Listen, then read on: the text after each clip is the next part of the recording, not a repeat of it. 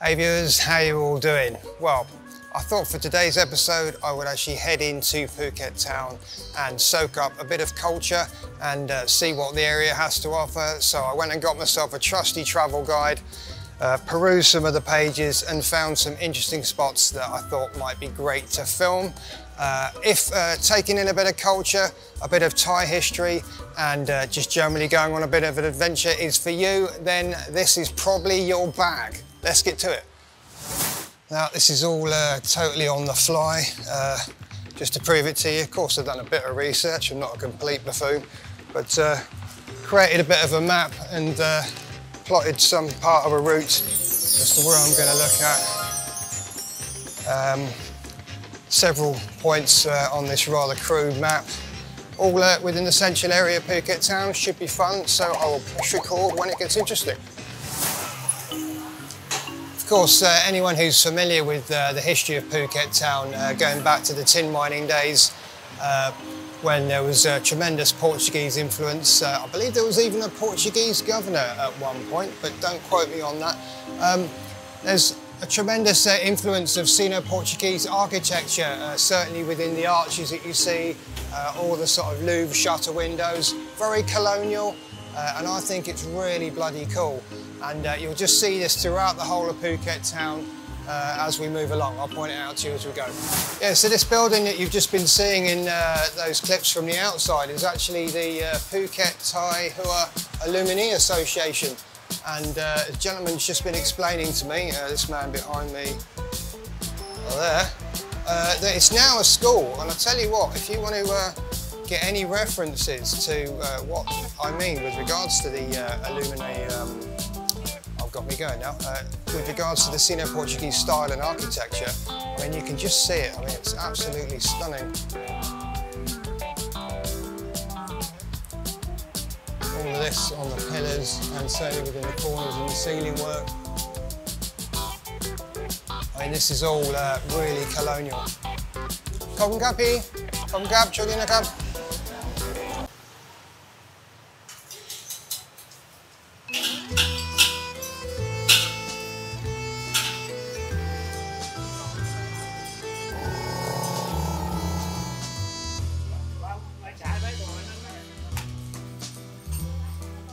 First on the list for a fine example of Chinese ancient architecture is the Dibuk Restaurant, which is that building just behind me there. Now a relaxing restaurant famed for its delicious cuisine, being French and Thai. It now represents a lot of soft Chinese textures and furniture. Absolutely stunning. This next property that's on the list is called the Blue Elephant Restaurant. Now this is a really famous place and it used to be the ex-governor's private mansion. So I'm not really sure how this one's going to go, whether I'm going to get a close look at all, but I'll do my best. Just entering the premises. Well, you don't ask, you don't get. Well, I've got to say it's rather impressive. Look at these grounds. That's a serious amount of acreage, and what a beautiful building, eh? What a beautiful building. I'm going to go and get a closer look. Try not to get in trouble.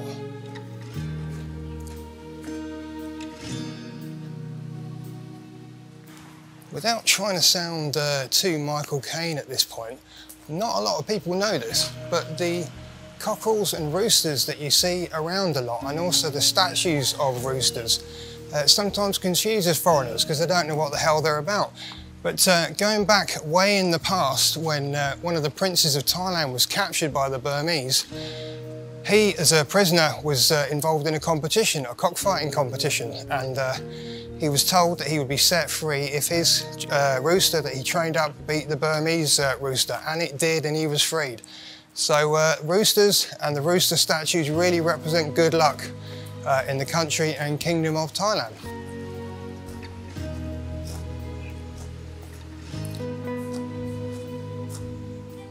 Called Non has given me permission, Kokomaka Non, to come in and have a look at the Blue Elephant Restaurant and Cooking School. Kokomaka.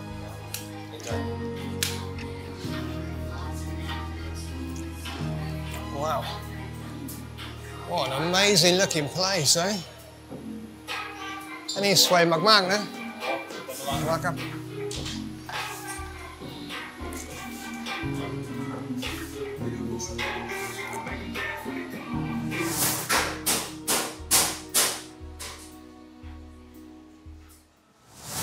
Well, I know that this place looked really impressive in the pictures that I saw online, but bloody hell, yeah, I mean, no expense has been spared here. It is absolutely stunning, beautiful architecture. Even the costumes and uniforms of the staff are incredible.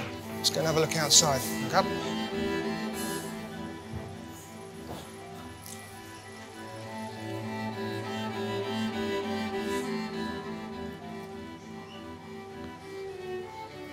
Yeah, I mean, that truly is awesome, and it's the sort of place where you really don't want to ask how much it costs to eat here if you follow.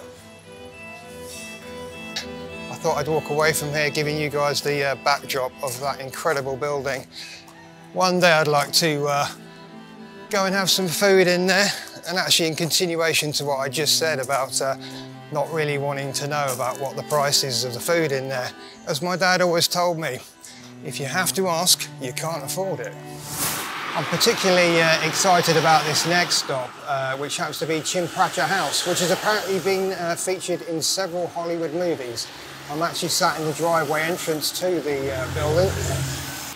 This 19th century mansion is featured in several Hollywood movies. One in particular was Oliver Stone's Heaven and Earth, about the Vietnam War. I think around 1993 that movie came out. Now it's a museum. Let's go and have a look.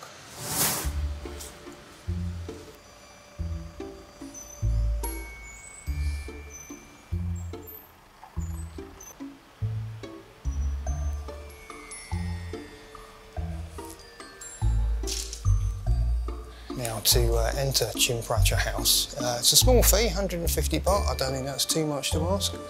And apparently this is referred to as a live museum, which means that the owner of the property still lives here, yet it operates as a museum. Cool.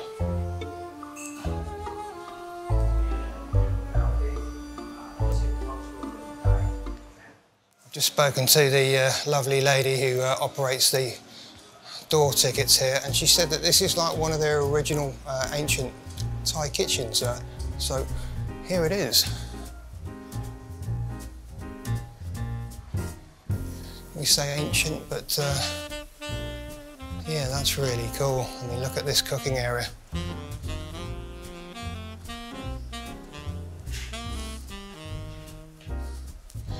Yeah, so you've got all of the kind of wok-style dishes that would have been fed underneath by coals. And all the pots and pans as it would have been back in the day. That's just great, isn't it? I mean, if you look up there as well, got all these banisters and that architecture. You know, I love that, and I also love the fact that Thailand's embraced it and not really wanted to remove it. They really do see that as part of their heritage too. I just overheard a conversation, actually, from one of the tourist guides. He was saying that there are a lot of Thais here who believe more in their Malaysian heritage, or are more Malaysian than Thai. Food for thought. And so what was your name again, sorry? Leg. Leg. My name's James. James, Yindi P-Leg has just told me that that kitchen that I just showed you around is 120 years old. And do you still use it? Yeah, this is the live museum. Cool. The owner stay here. Are you one of the owners, Leg? Just generation, 5 generations. You're the 5th generation, so you live here? Yeah. Oh, really nice to meet you. Thank you. What a great lady. What an awesome house. Chinpracha House. For sure. Put that on your list, people. Well, I would ask that you forgive me during this episode, but it's been a particularly warm afternoon. And following on from Hollywood films themed on Vietnam, I would like to inform you that it is indeed hotter than a snake's arse in the Mojave. Right, on to the next stop.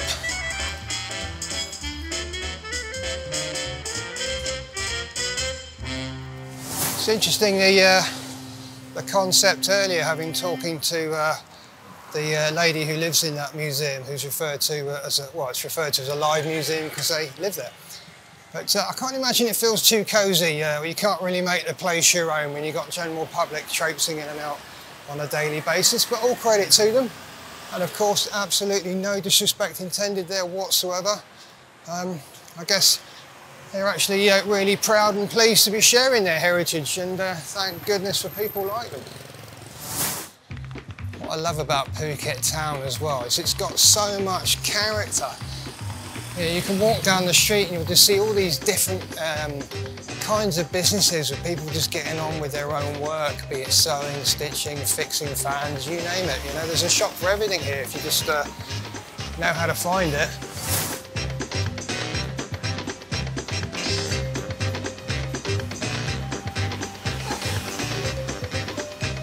Actually, that's particularly cool. I like the fact that this hotel, it's a boutique hotel called Isara. That's the front door there, but it actually looks like part of the facade of a shop. Very cool. You're going to see lots of that in Phuket town when you come and visit. Really, really interesting place.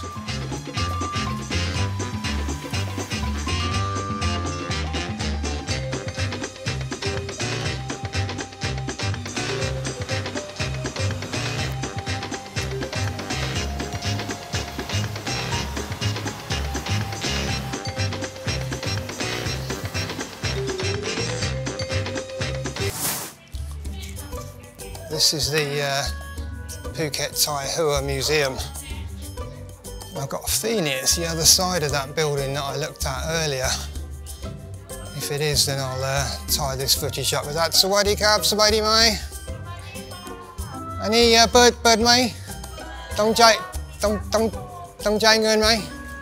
Thao đâyนะครับ200 บาทเหรอผมแค่อยากดูประมาณ1 วินาทีแค่5 วินาทีแล้วก็ผมต้องไปส่งเลยอยากให้ผมปิดถ่ายไหม Here they actually talk about a pong tong, which means car, and how when these vehicles used to arrive from Penang from Malaysia, that the Thais used to modify these trucks because trucks carried a very important role within the island of Phuket, because it's famous for its rubber plantations and tin mining.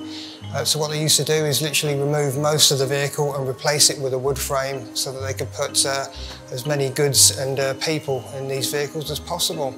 Also, with regards to the puppet masters here, and how Chinese puppet mastery was a very important part of Phuket's history as well. Because of course, during the tin mining days, the Chinese came here in their droves, didn't they? So there's huge Chinese mixtures and influences is the word I'm looking for in Phuket as well.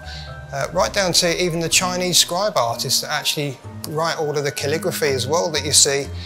These people were particularly revered for writing all the wax seals and all the calligraphy that goes in a lot of the shrines that you see today. Just referring to my trusty guide while sat outside in these stunning gardens of the Hua Museum. Absolutely incredible. With regards to the architectural legacy that was left behind by the Portuguese, there are certain characteristics of the Sino-Portuguese architectural style. 10 in fact that you ought to look out for. The Romanesque kind of arch colonnades or porticos. Number 2, the inner courtyards and airwells, well, we've seen plenty of those. The exterior windows with Romanesque arches and shutters. Number 4, the double doors and double shutters. Number 5, of course, the terracotta tiled roofs, all very Mediterranean. Number 6, tiled floors in ornate patterns. And number 7, even the Victorian ornamentation, which we've seen plenty of, certainly in that lived-in museum earlier. Number 8 is the Chinese signage, of course, which is in abundance here. Number 9, the ornamental wrought iron gates, which we've seen some of. In fact, they've got those going around the outside of the Blue Elephant restaurant, which is now a cooking school as well. and also sports a rather stunning bar that I wouldn't mind revisiting at some time in the not too distant future. And finally, number 10 are the eaves decorated with ceramic shards. So yeah, these are all things that you're going to see in abundance here in Phuket Town. Yeah, it's just occurred to me that I've not been letting people know where these places are. Of course, all the information will be in the description box, but yeah, that museum that I've just come out of and the coffee shop, the China Inn and Restaurant coffee shop I'm heading to now is on Krabi Road. So Krabi Road, Bangkok Road, Montree Road and Talang Road are really where it's all happening as far as things to see in Phuket Town. That just gives you a very rough guide of where I am. Okay, ชื่ออะไรนะครับพี่ชื่อน้อยผมชื่อเจมส์ขอบคุณมากครับขอบคุณครับ Yeah, now the owner of this shop, Noi, has said, I think I've come when it's closed actually, but this is just so you can see what the building looks like. This is the famous. It's going to be full and busy. Yeah, but that was good of her just to let us have a look at the building, even though it's all closed down now. I mean, it is evening time in Phuket Town. Kokun Makapi.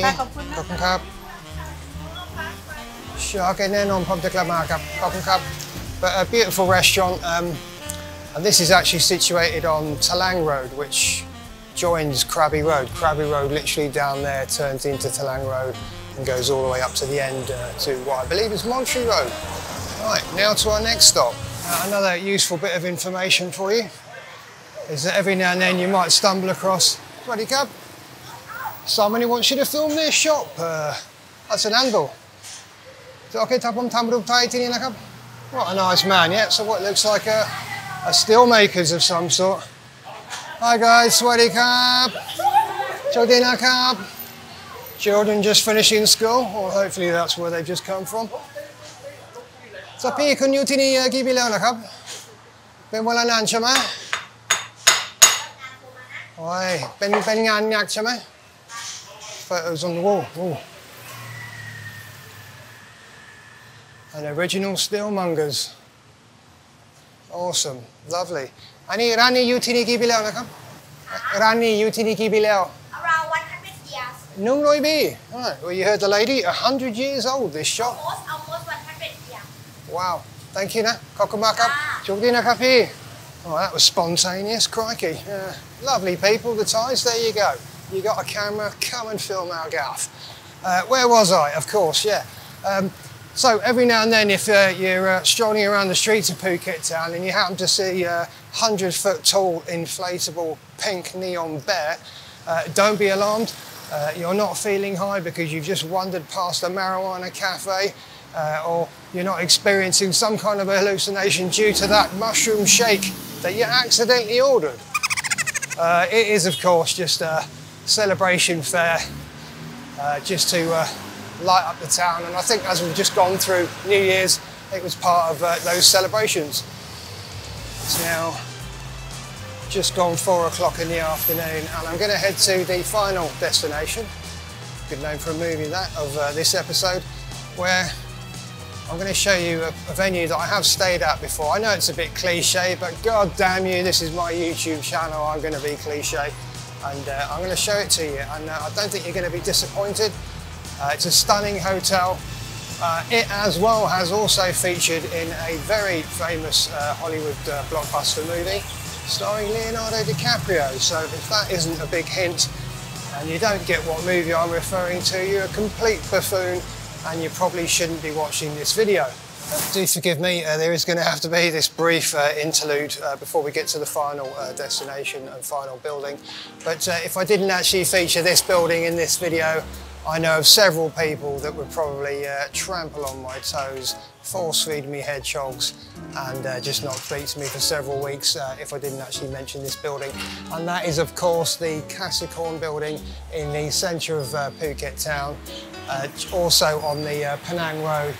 I mean, that is quintessentially Sino-Portuguese in all its forms. It's got the arches, the louvre doors, the roofs, the ceilings, the stairways, and of course the gallery views from the second or first floor. stunning. One thing that I find a bit annoying though is that every man and his dog tends to stand outside this building taking selfies of themselves, so it's a real Instagram venue, this one. So try not to fall into that trap if you happen to be passing through the area. Yeah, I just spoke to management and they said, yeah, I can take some footage of the first floor. I'm not allowed upstairs, and some bastard's gone and occupied the beach room, so I can't go and have a look at that. But perhaps I'll go and stay there and film it, because it'll be my room, won't it? When you come into the reception of the Memory on Hotel, you've got all of these little wrought iron gates, all of these features, all of these touches to detail. I mean, this area actually looks like a train station, or it could have been a train station at some point. You've got all of this lovely luggage, and I think the character that this kind of luggage creates, you know, really, you know, with the furniture and these great stunning lamps, right over to this old TV set as well. I mean, it's really cool. The pictures just set the place off. I think they've just done it so well, and they've just kept it as it was, I suppose. Kokamaka, Soginaka. That is almost certainly it for today's episode. If you made it this far and you did not like this video, then you're a weirdo. Go away. If you did enjoy it, please give us a like, and of course, subscribe if you haven't already.